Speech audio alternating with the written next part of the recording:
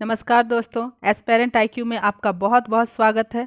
आज हम JPSC paper 2 का पहला टॉपिक जो कि झारखंड का इतिहास का पहला टॉपिक जो कि मुंडा शासन व्यवस्था है उसके बारे में पढ़ेंगे। पेपर 1 की तो बहुत सारी वीडियोज आपके लिए आ ही रही हैं, तो फिर चलिए इसी के साथ हम पेपर 2 का जो पहला टॉपिक है मुंडा शासन व्यवस्था इसके बारे में पढ़ेंगे।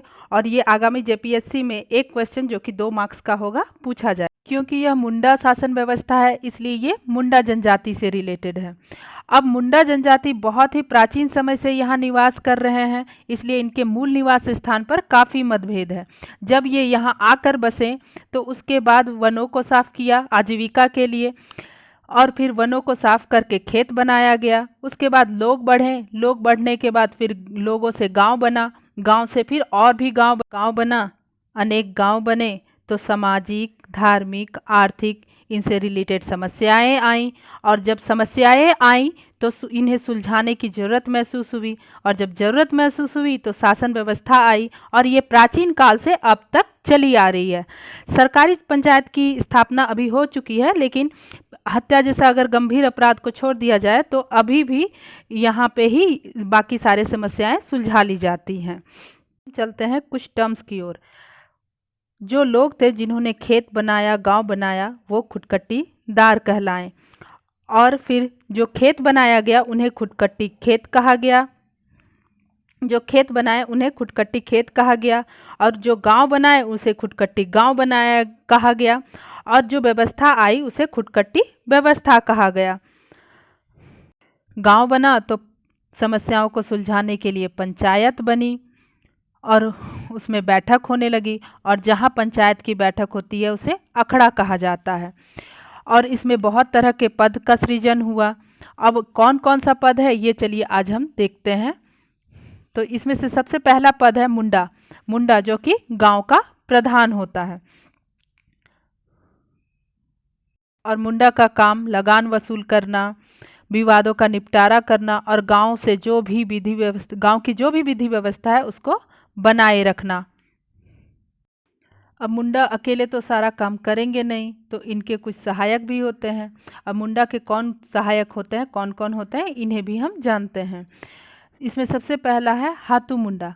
हाथू मुंडा जो है ये पंचायत के प्रधान होते हैं। मुंडारी भाषा जिसे वे होड़ो जगर भी कहते हैं उसमें हाथू का मतलब पंचायत, पंचायत और मुंडा जो है प्रधान होते हैं। मुंडा प्रधान है तो हाथू मुंडा हो गए पंचायत के प्रधान हो गए। अब इसमें दूसरे दूसरे नंबर पर है पहान, जो कि धार्मिक कार्य और मुंडा की अनुपस्थिति में भी कार्य करते हैं, और इन्हें जो भूमि दी जाती है उसे डाली कटारी भूमि भी कहा जाता है। और इसके अलावे भी कुछ पद हैं जैसे कि महतो। ये मुंडा और पहान दोनों के सहायक होते हैं और गांव में सूचना का आदान प्रदान करते हैं। एक और पद है जिसे पुजार या पनभरा, जो कि पहान के सहायक होते हैं। जब बहुत सारे गांव बने तो बहुत सारी पंचायतें भी बनी, और बहुत सारे पंचायतों को मिलाकर एक पट्टी बनी, और पट्टी का प्रमुख कौन कहलाया, मानकी कहलाया। अब पट्टी भी बहुत सारे जब बने, बहुत सारे पट्टी बने तो उन्हें मिलाकर के एक पढ़ा बना। अब हम पढ़ा के बारे में जानते हैं। मुंडा शासन व्यवस्था में सबसे सर्वोच्च स्थान जो है वो पढ़ा का है, और इसे सर्वोच्च न्यायपालिका, कार्यपालिका और विधायिका भी कहा जाता है। पढ़ा के पंचायत को पढ़ा पंचायत कहा जाता है, और पढ़ा पंचायत का सर्वोच्च अधिकारी कौन होता है, पढ़ा राजा होता है। पढ़ा राजा का चुनाव मनोनयन द्वारा किया जाता है। पढ़ा राजा के कुछ सहयोगी होते हैं जो कि ठाकुर, दीवान, पांडे, कर्ता और लाल होते हैं। ठाकुर पढ़ा राजा के काम में सहयोग करते हैं। ठाकुर पढ़ा राजा के काम में सहयोग करते हैं। दीवान पढ़ा राजा के मंत्री होते हैं और उनके आदेश का पालन करते हैं। दीवान भी दो प्रकार के होते हैं, एक गढ़ दीवान, एक राज दीवान। फिर पांडे हैं, ये सभी दस्तावेजों की देखरेख करते हैं। कर्ता जो होते हैं जैसे कि सिपाही और दरोगा। सिपाही गांव-गांव जाकर नोटिस देते हैं और दरोगा सभा को नियंत्रित करते हैं। लाल पढ़ा राजा के वकील का काम करते हैं और वाद विवाद करने का भी कार्य करते हैं। लाल 3 प्रकार के होते हैं, एक बड़ लाल, मंझलाल और छोट लाल। और मुंडा शासन व्यवस्था को मुंडामान की प्रशासनिक व्यवस्था भी कहा जाता है और इसे भारत की प्रथम गणतांत्रिक व्यवस्था भी कहा जाता है।